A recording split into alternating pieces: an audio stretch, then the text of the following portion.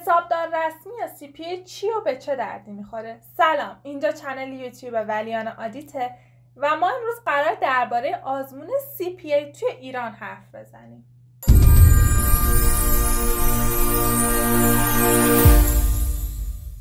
آزمون حسابدار رسمی یا همون CPA که مخفف Certified Public Accountant هست، یه آزمون حرفه‌ای برای جامعه مالیه که بعد از قبولی شما کد عضویت توی جامعه حسابداران رسمی رو دریافت میکنید و توانایی شما با این مدرک حرفه‌ای به عنوان یک خبره مالی اثبات میشه.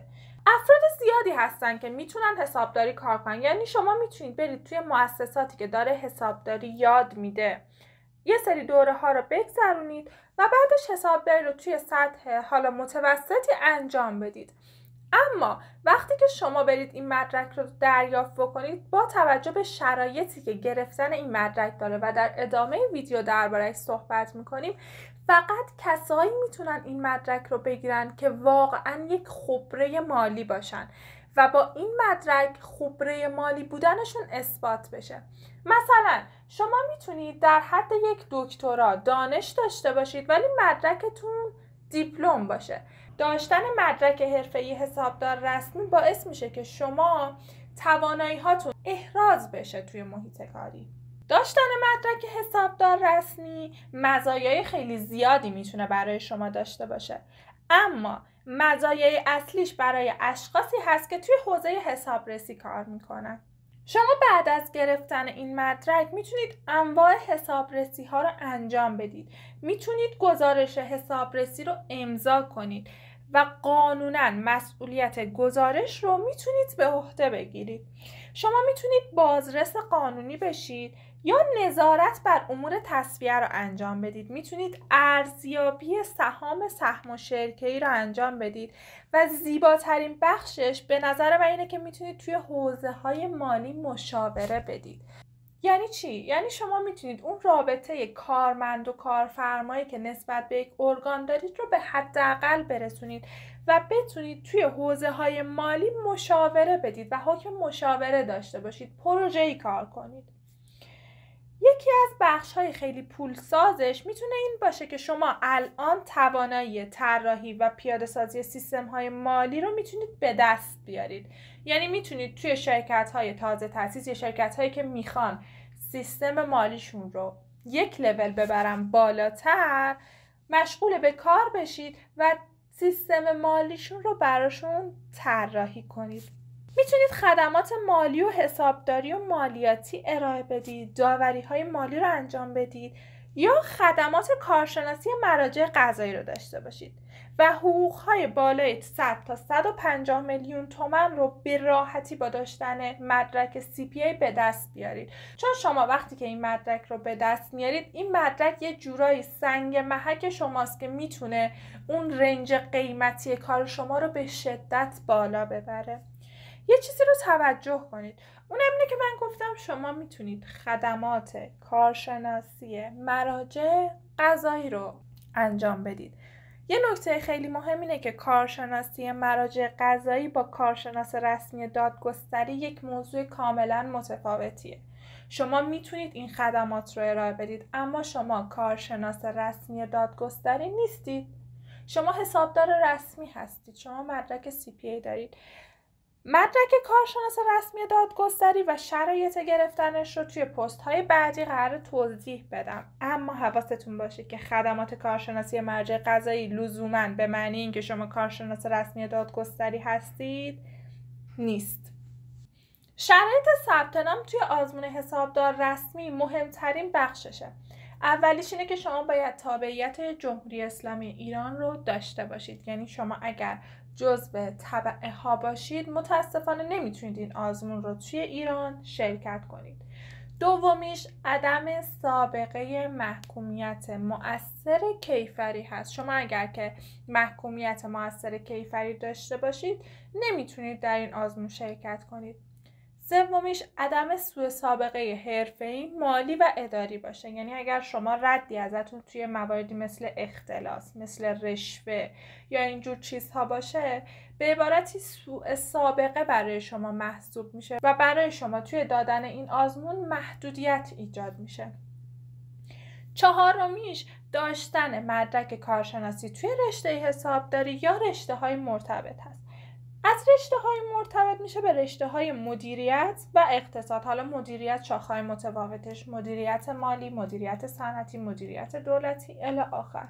اما شرط این که این مدرک کارشناسی شما مورد قبول قرار بگیره اینه که حداقل باید 18 واحد از دروس حسابداری، حسابرسی، مدیریت مالی، حقوق تجارت و مالی عمومی رو توی کاردانی و کارشناسی یا به عبارتی توی فوق دیپلم و دیپلم گذرونده باشید. در غیر اون صورت مدرک کارشناسی شما برای آزمون حسابدار رسمی پذیرش نداره. یا داشتن مدرک حرفه‌ای توی مجامع بین‌المللی معتبر. چند تا اگر از این مدارک حرفه‌ای بین‌المللی رو بخوام براتون مثال بزنم، مثل ACCA هست که برای انگلستانه، مثل AICPA هست، مثل CPA کانادا هست و مدارک این چنینی. تا اینجای کار شرط خیلی سختی نداشته، اما شروط سخت از اینجا به بعد شروع میشه. برای آقایون یکی از مشکلات خیلی بزرگی که هست خدمت سربازیشونه. یعنی شما برای شرکت توی آزمون حسابدار رسمی 2 حالت باید داشته باشه. یا باید معافیت دائم داشته باشید. معافیت تحصیلی قابل قبول نیست. یعنی شما نمیتونید همزمان که دارید ارشد یا دکترا میخونید به دلیل معافیت تحصیلی که دارید فکر کنید که میتونید این آزمون رو شرکت کنید. یا اینکه باید خدمت سربازیتون رو رفته باشید و کارت پایان خدمت رو داشته باشید. و اما اون شرطی که از همه، چه برای خانم ها و چه برای آقایون سخت‌تره، داشتن حداقل 6 سال سابقه کاری تمام وقت بعد از اخذ مدرک کارشناسی توی رشته مرتبطه که حداقل 2 سال از سابقه شما باید داخل کشور باشه. حالا از این 6 سال سابقه کاری تمام وقت حتما 2 سالش باید داخل کشور باشه و حتما چیزی که برای CPA واجبه اینه که شما باید از این 6 سالتون 3 سالش سابقه کاری توی حوزه حسابرسی مستقل باشه، اونم در مؤسساتی که عضو جامعه هستن. یعنی شما میتونید 3 سال حسابرسی مستقل کار کنید، بعدش برید 6 سال حسابداری کار کنید، 6 سال کنترل داخلی کار کنید یا حتی هیئت علمی باشید. ولی اون چیزی که یه جورایی سابقه کارش 2 برابر برای شما حساب میشه اینه که شما حسابرسی مستقل کار کرده باشید. اگر که در رابطه با شرایط شما محرز بشه که شما تجارب مفیدی دارید، شما بعد از اینکه 3 سال سابقه کاری توی حوزه حسابرسی مستقل داشته باشید میتونید برید آزمونتون رو شرکت کنید و بعد از قبولی برید ادامه سابقه کارتون رو تکمیل کنید تا به عضویت کامل برسید. یه نکته خیلی مهم دیگه هست اینه که سابقه کاری 3 ساله شما حتما باید در حوزه حسابرسی مستقل باشه. حسابرسی داخلی یا همون کنترل داخلی با حسابداری در این رابطه فرقی نداره و شما نمیتونید بگید که چون 3 سال توی حوزه حسابرسی داخلی کار کردید حکم همون حسابرسی مستقل رو داره. خیر، شما باید حتما 3 سال حسابرسی مستقلتون رو کار کنید، تموم بشه، بعدش برید که یا 3 سال ادامه رو باز توی حوزه حسابرسی مستقل باشید یا اینکه برید 6 سال مثلا حسابداری کار کنید، 6 سال برید کنترل داخلی کار کنید. و این سابقه کاری حسابرسی شما نباید همزمان با کار دیگه‌ای باشه، نباید توی دوران دانشجوییتون باشه. اگر توی دوران دانشجوییتون باشه، حتی اگر تمام وقت هم باشه، نصف حساب میشه. یعنی شما اگر کل 4 سال لیسانستون رو برید در حوزه حسابرسی مستقل کار کنید، برای شما برای این آزمون 2 سال سابقه کارش رو پر کردید و باز باید 1 سال دیگه برید بعد از مدرک لیسانستون تا حائز شرایط ثبت نام توی آزمون حسابدار رسمی باشید. و نکته سوم اینه که نباید همزمان با سربازیتون باشه مگر اینکه شما امریه گرفته باشید، امریه که در حوزه حسابرسی باشه که توی مؤسسات حسابرسی ایران هم صرفا مؤسسه حسابرسی اگر اشتباه نکنم مفید راهبر بوده تا به اینجای کار که برای آقایون میتونسته شرایط امریه حسابرسی رو فراهم کنه. و اما نکته بعدی شرایط خود آزمونه. آزمون جدیداًها خیلی راحت تر شده. قبلا اینجوری بودش که شما 4 حوزه داشتید، الان همون 4 حوزه هستش، ولی شما توی هر کدوم از این 4 تا حوزه یه آزمون تستی داشتید و یک آزمون تشریحی داشتید و شما تا وقتی که آزمون تستیتون به یه حدی نرسیده بود آزمون تشریحیتون اصلا صحیح نمیشد. مثال میزنم، شما فکر کنید باید حتما 50% یا 60% تستیتون کامل میشد، صحیح بود که شما تازه تشریحیتون صحیح میشد، ولی الان شرایط آزمون به مراتب خیلی راحت تر شده. آزمون توی 4 روز برگزار میشه. هر روز یکی از این بخش ها رو شما باید آزمون بدید. مثلا روز اول حسابداری، روز دوم حسابرسی، روز سوم قوانین مالیاتی الی آخر. استفاده از ماشین حساب مجازه؟ بله، استفاده از ماشین حساب توی آزمون حسابدار رسمی مجاز هستش. حالا شرایط آزمون چه تفاوتی کرده؟ گفتم که قبلا 2 بخش بود، هم تستی هم تشریحی.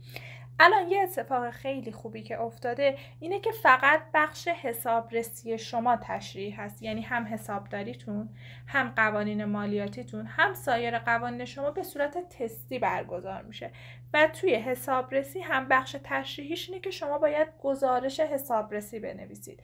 برای همینه که 3 سال سابقه کار حسابرسی مستقل شما واقعا واجبه، چون که شما باید توی یکی از بخش‌های آزمونتون گزارش حسابرسی تهیه کنید.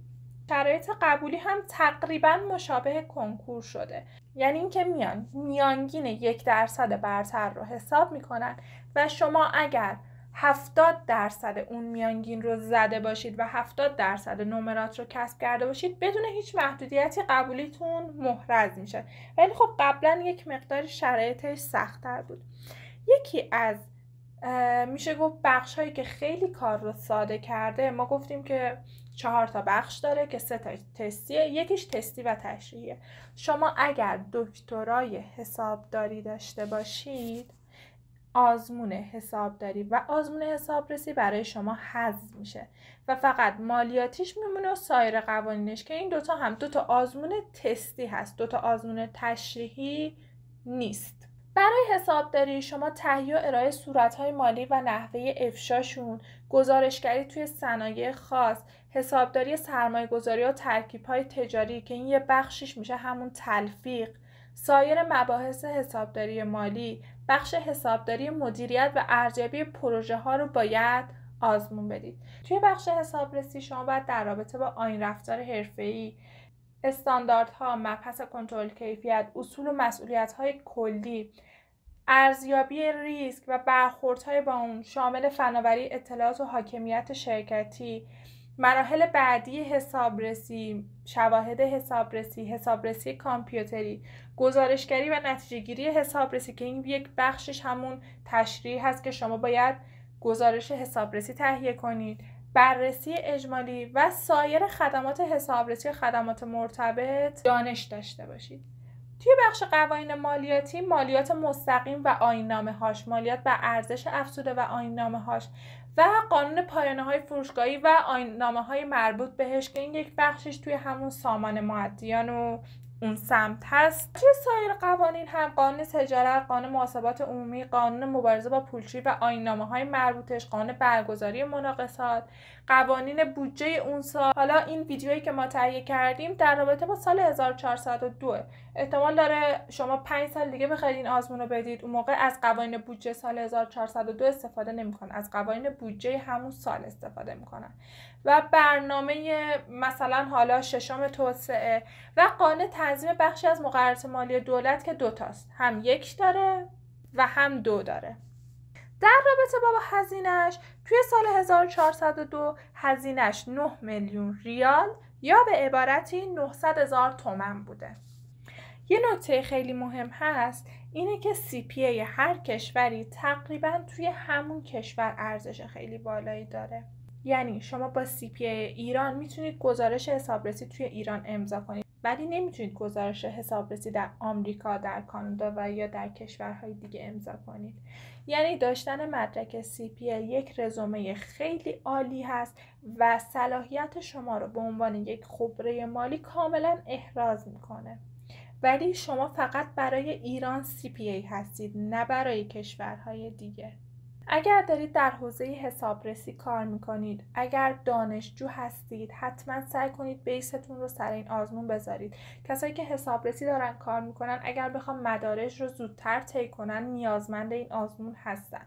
و اگر هم دانشجو هستید سعی کنید بیس و پایتون رو قوی کنید که توی آزمون دچار مشکلات شدیدی نشید و صرفا نیاز باشه که تکرار رو تمرین کنید.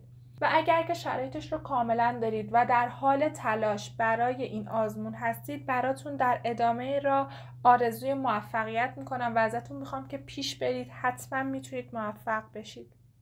توی کامنت ها حتما بگید که آزمون بعدی میخواید کدوم یکی از دوتا آزمون باقی مونده توی ایران باشه، کارشناس رسمی دادگستری یا مشاوران رسمی مالیاتی. حتما دکمه سابسکرایب رو بزنید و زنگوله رو فشار بدید که ویدیوی بعدی ما رو دریافت کنید. خیلی ممنونم که تا اینجای ویدیو همراه من بودید. شاد و سلامت و پیروز باشید.